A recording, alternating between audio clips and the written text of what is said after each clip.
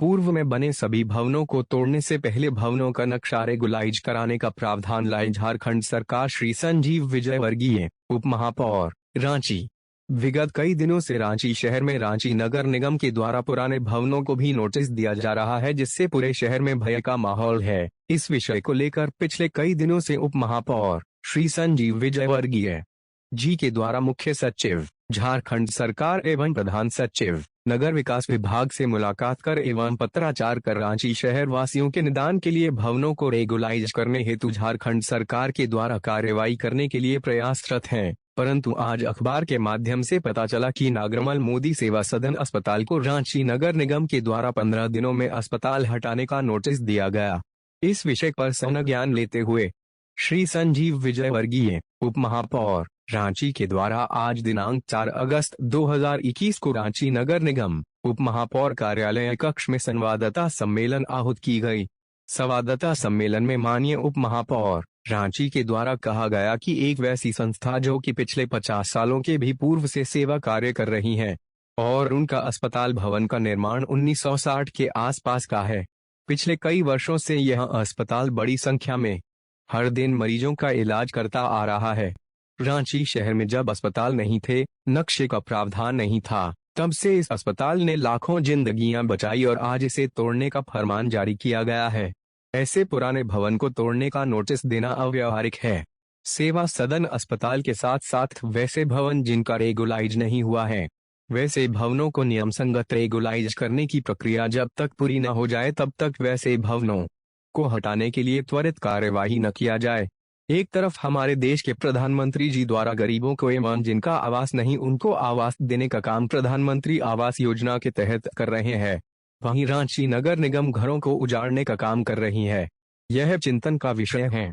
वैसे गरीब लोग जिनके द्वारा जमीन का अतिक्रमण किया गया है, उनका सर्वे कराकर प्रधानमंत्री आवास योजना के अंतर्गत उनको उजाड़ने से पहले उनको बसाने की योजना सरकार की बनानी चाहिए। भवन रेगुलाइज का शुल्क वर्तमान में 1000 रुपए 0 प्रति वर्ग फीट है। क्या बिल्डिंग बायलॉज के इस नियम के तहत लोग इसे कर पाएंगे? आज मकान बनाने की कीमत 1000 एवं प्रति वर्ग फीट होगी, उतना ही सरकार फाइन लगाकर डिवीएशन या भवन को रेगुलाइज करेगी। क्या ऐसे नियम से कोई आम व्यक्ति इसे कराने के लिए निगम में आएगा? 1960 में क्या कोई एजेंसी थी जो नक्शा बनाती थी? जितना मुझे जानकारी है कि बिल्डिंग बायलॉज में भी 1974 के पूर्व के भवनों पर यह नियम लागू नहीं होता है, तो फिर इस तरह की कार्यवाही क्यों? आज शहर के 1,80,000 घर के मालिक भय में जी रहे हैं, तो क्या सरकार का यह कर्तव्य नहीं है कि जिस जनता ने सरकार बनाई है उनके लिए राहत पहुंचाने का काम करें? मैं समझता हूं कि शीघ्र निर्णय लेने की आवश्यकता है।